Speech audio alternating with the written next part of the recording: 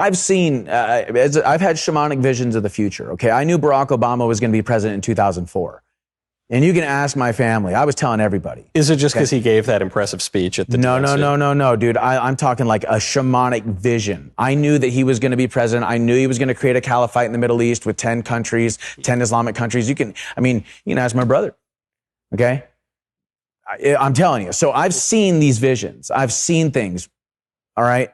There's two realities that we can choose.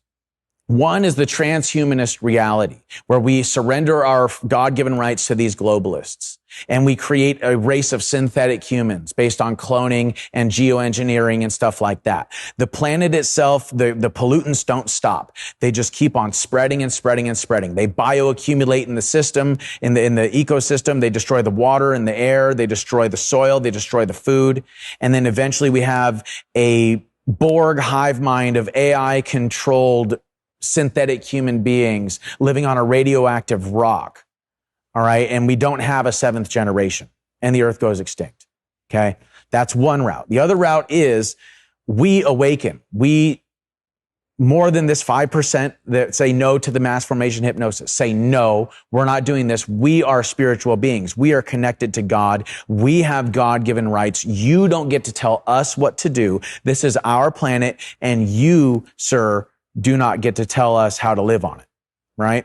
And when we do that, we will have organic humanity spiritually ascend, where we get into higher levels of frequency regarding our thoughts and our emotions. These higher levels of frequency mean more information is going to be channeled through our bodies, through our DNA with God and God consciousness, non-local consciousness. Now, what is that massive transformation going to manifest as far as global socioeconomics and geopolitics?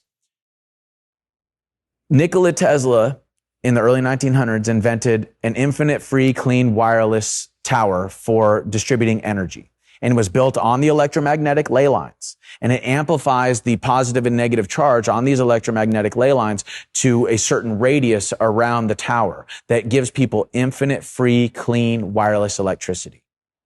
Okay? Sign me up. Where do I plug in?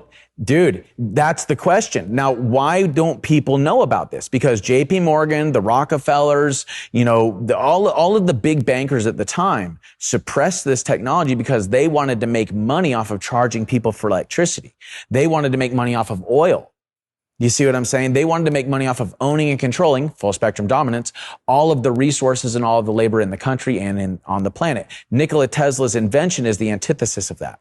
So what we'll see is we're going to see Tesla towers pop up all over the place.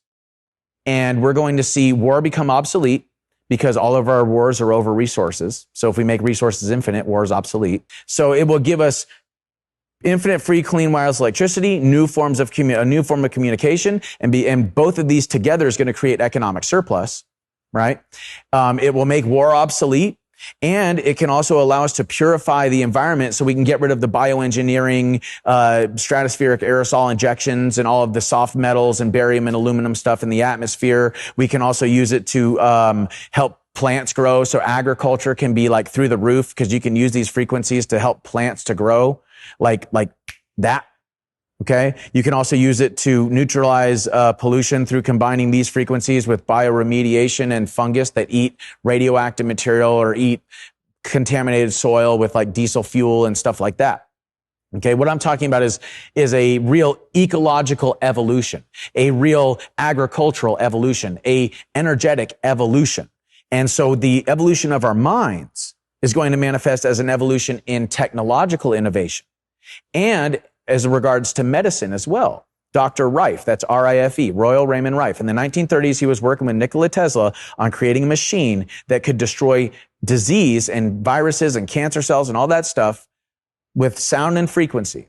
The way you can destroy a wine glass with sound and frequency, you can destroy disease with sound and frequency. This machine was suppressed. The Rockefellers, who own big pharma in the modern pharmaceutical industry and in the medical industry, they suppressed it. They just look into Tesla and his story and look into Dr. Rife and his story, and what you're going to find are three things. Number one, government corruption at its inception here in the United States in the early 1900s.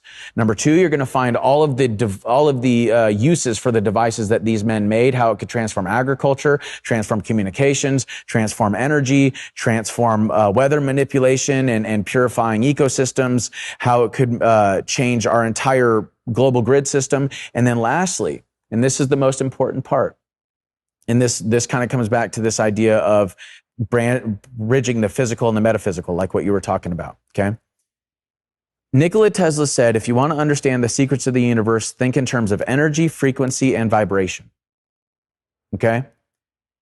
In order to understand how Tesla towers work, in order to understand how Dr. Rife and his machine works to cure a disease, you have to know and understand energy, frequency, and vibration.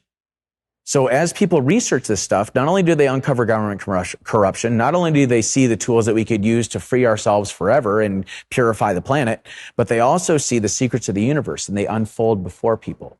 And the bridging between the physical and the metaphysical, how these things come together, and how ideologies that are based on separation are also rooted in parasitism and genocide.